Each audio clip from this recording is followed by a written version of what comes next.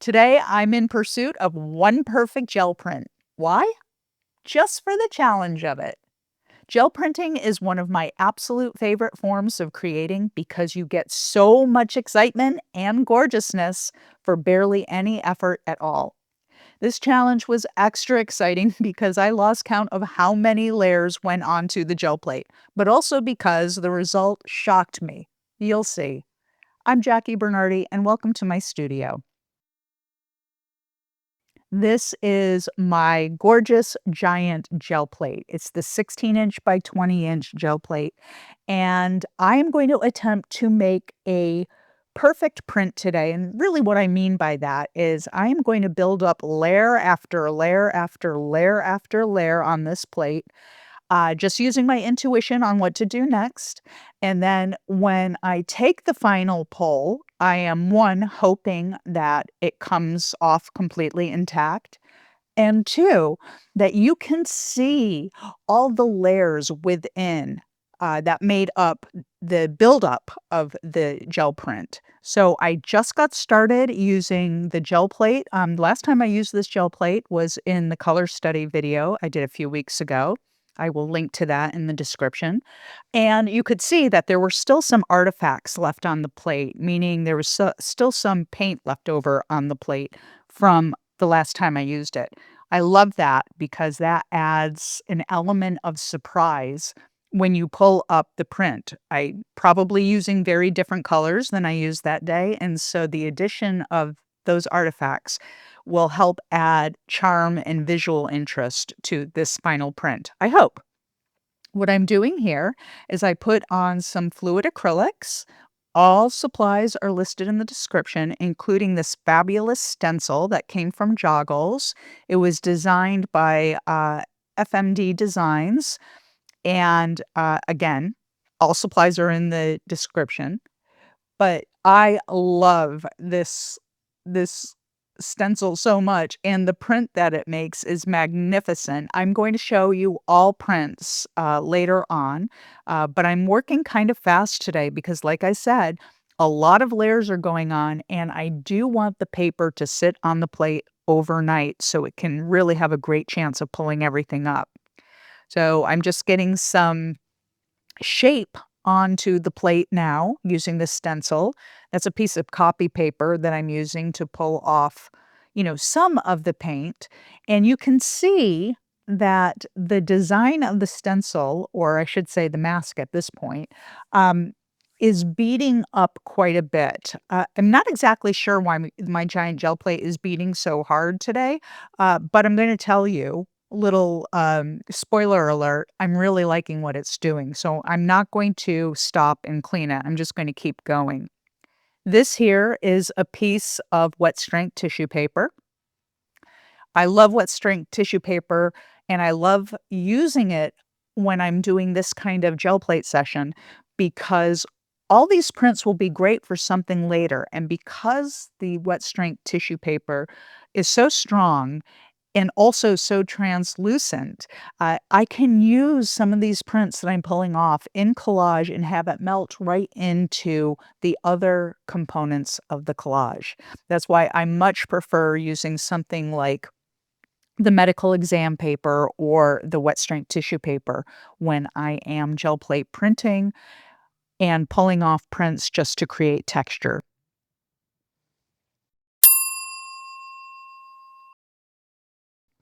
And this is some green gold. Okay, that was the actual sound effect. That was me during the session. The piece of paper attached to the brayer and was pulled onto the plate and pulled off all that space. Anyway, green gold and Titan buff I put down on the plate on top of that teal and transparent red oxide that I had earlier. I'm just using a stamp here. This is a floral type stamp. And again, it's listed in the description. And I wanted to create some more texture by lifting off some of that green gold mixed paint. And so that floral stamp went onto the plate. Instead of applying paint with the stamp, I was actually removing paint with the stamp. And it created some really interesting texture. I went over it with some Payne's Gray, some little droplets of Payne's Gray fluid acrylic. What was great about that was the paint underneath was drying up just enough that as I was rolling on the Payne's Gray, it was sort of pulling off some of the paint below, and that's a good thing because it creates even more texture. Now, the genius thing about using a gel plate is you can never truly predict what the results will be. You can have a good idea, but you can't predict. So when you pull off paint from below, it creates the element of surprise for the final result. Now, in the meantime, I went over the top with some more Titan Buff, and this is a piece of that lacy floral paper that I've used in several videos. I just love it because it creates an incredible texture. It's lightweight, it can be reused over and over and over again, so it's a really great value. And you'll see in just a moment that the texture that that created turns into absolute magic.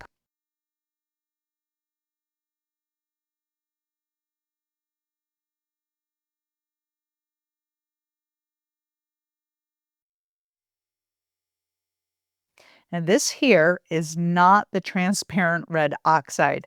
I was not paying attention when I poured the paint on. This was actually my very precious original issue quinacridone nickel azo gold. I still have some. I hardly ever use it. And I actually put so much on this plate that when I realized that that was look look what it's doing. Look at this.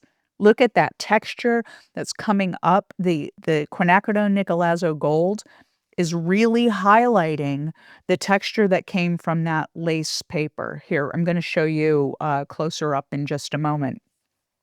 But anyway, what I was saying was I accidentally put too much of the quinacridone nickel gold down, and when I realized it was the quinacridone nickel gold, I almost had a heart attack.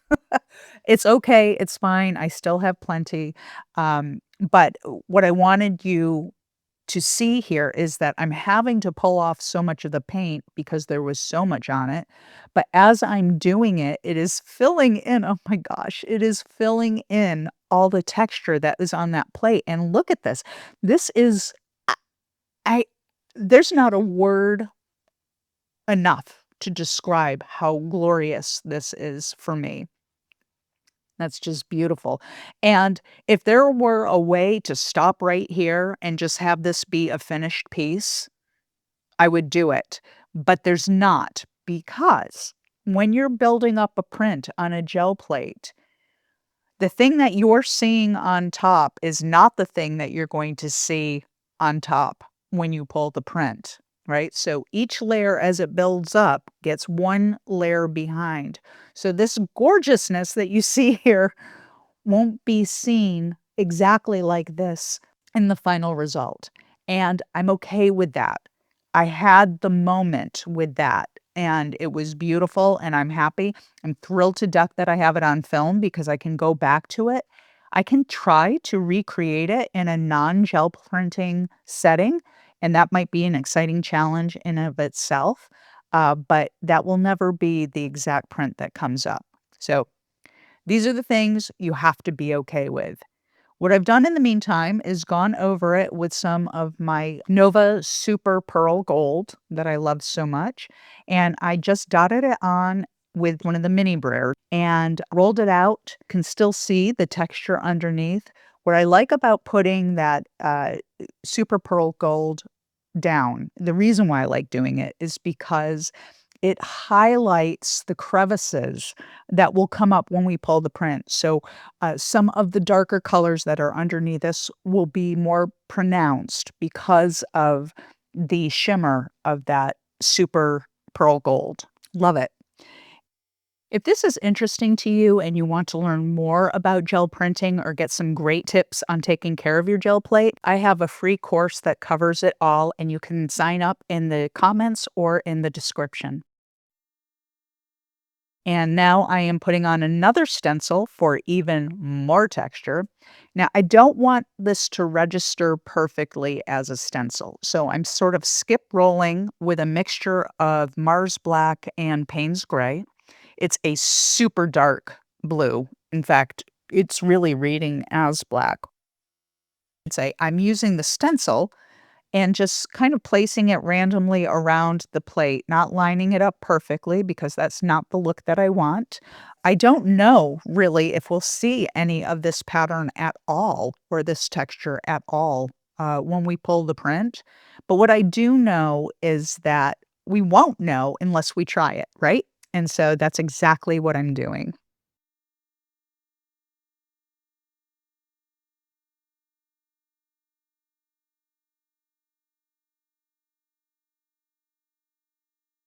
I love the way this looks. This would be a beautiful paper all on its own.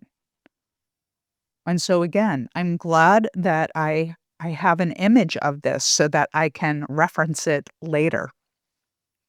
Maybe do something like this with painted paper instead of gel printing. I had plenty of black paint left on the 8 by 10 plate that I was using to mix the black and blue. So I thought I'd just throw the stencil down on it, pull a print, and might as well just start using the 8 by 10 plate alongside because there is going to be some color mixing and all that. So I threw down some teal fluid acrylic and some of the green gold over that black pattern from the stencil just to see where it would go.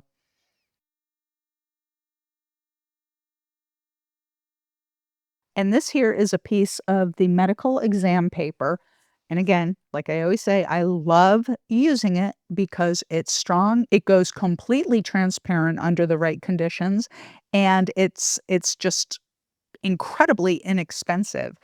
If you have not watched the translucency and transparency video, I'm linking it in the description. It's an important video to watch because it studies many different types of papers and what they will do in different conditions in terms of translucency and transparency.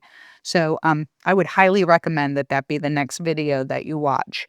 But in the meantime, I've got a piece of copy paper down on that small plate just hanging out. And I'm looking at the giant gel plate, trying to decide whether I should do anything more in terms of layers or if I should just let it be. And I've made the decision to just let it be. So I've put on some Liquitex titanium white. It's from their basics line. It's pretty inexpensive and I'm putting it on quite thick. And the reason for that is I'm going to put a piece of 140-pound cold press watercolor paper on top of this, and it's going to sit overnight. And so for the print, when I pull it, for it to pull up all of the paint on this plate, which I'm really hoping it does, that's what I would consider a perfect print here. I have to put on that white titanium white pretty thick to activate all the layers of paint underneath. Let it absorb into and onto the watercolor paper and then be able to pull it tomorrow. Here I'm just using a Baron to make sure that I have super solid adhesion on the plate with the paper because it would be a complete bummer if the whole thing didn't pull because it wasn't adhered correctly. Now I'm going to say a little prayer and I'm going to wait overnight and see what actually happens. All right. Here we are, next day. This is the moment of truth. But before I pull the prints, I want to show you some of the prints that I pulled yesterday in building up the textures that we're going to see that I I didn't really show you while I was printing because I was in printing mode and not necessarily demonstration mode. So this here was just that garland type stencil on medical exam paper with the blue black ink. Beautiful. The other one was the green gold. Those are super fun. That could actually totally make the character of a collage depending on the other colors that you're using with it. This here is a sheet of the wet strength tissue paper, and that texture that you're seeing there came from using this floral lace paper and pulling just the paint off through the lace, right? So I want to show you the roll. This is how it came. I ordered it on Amazon. It's the only place I found it really. And it comes in this weird roll. And that piece that you see me flitting about right there, I've used that piece for 2 years now. And so if you buy a roll of this floral paper, you're going to have it for life because you can keep using it and reusing it all the time. Now, this here is a sheet of, again, the wet strength tissue paper, and this was the FMD design stencil. And there's both stencil and mask prints on here from that. I love this stencil so much. I almost can't talk about it. The prints that came off, they look like really fabulous Easter eggs to me. And who knows, maybe I'll doodle on these. Maybe I'll add them in some collage. I don't know. I just know that I love it. This is the stamp that I use to create texture. It's a great stamp, actually. I mean, it's a great stamp as just a stamp, but as a texture making tool, it was phenomenal. And this was the piece of paper that accidentally landed on the gel plate that I got so upset about, but as a piece of painted paper, I quite like it. So, no harm, no foul. Okay, so this is just the 8 by 10 plate print. To be honest, I don't even really remember what I put on here, so this will be a complete surprise. I'm pulling it. I cracked the edges first so that none of the paper would stick to the plate, or hopefully it won't. And now I'm pulling. Holy cow. What? That is not at all what I expected. Wait a minute. Um, wow. This is something else. I I'm gonna have to go back and watch this video to see how I did this. This is incredible. Um, these are not colors that I normally gravitate to, but there's something very, very earthy and earthy. Like, this is gorgeous. This is shocking to me. I can see the texture from the garland stencil. I can see the texture from the stamp. I can see so many of the pieces in here. Um, oh my gosh, I really hope this big one is a perfect print. Um, that one was fabulous, says Jackie. I loved it. Again, I'm being very careful here. This watercolor paper, this is the Stonehenge 140-pound cold press water paper. This is a very stiff paper. And so I definitely need to make sure that all the edges are cracked and can separate freely from the gel plate so that I don't tear the paper or I don't pull the paint. And here we go. This is it. We're doing it. You may notice that my gel plate is on a big piece of plexiglass, and it is, and I'll link to that as well. I do that for leverage. This the suction between the gel plate and this paper is so incredibly strong. I'm having to actually hold the plexiglass, push it against my leg initially to get it started, and then pull with all my might to get this print off. Because, I mean, it is solidly on there, and you can see uh, it pulled up all the paint almost. Take a look here. Okay, wow. Yeah, there's 2 spots on here where the paint didn't pull off. That's disappointing. That's super disappointing. Hmm. Well, whatever. It is what it is.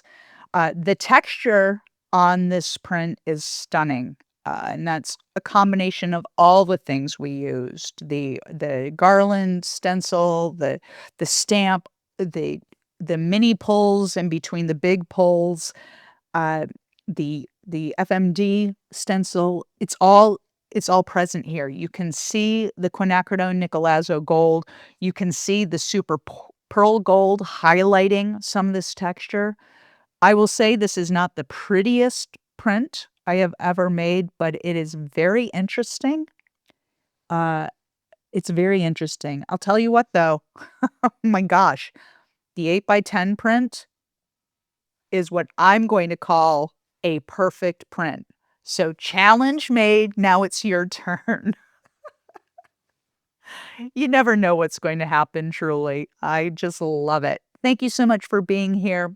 This is definitely the video I would watch next. Be sure to sign up in the comments below for my free gel plate course.